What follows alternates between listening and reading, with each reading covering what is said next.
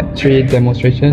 This is the microcontroller, this is the buzzer and LED, and this is the light sensor, and also this is the temperature and humidity sensor, and this is the LDR.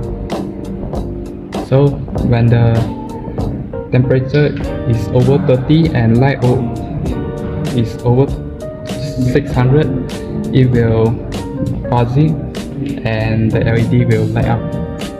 Okay, so when the light is over 600, it start buzz and light up.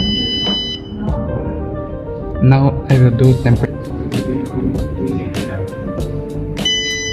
So as you can see, the temperature over 30 and the buzzer and light up. That's all. Thank you.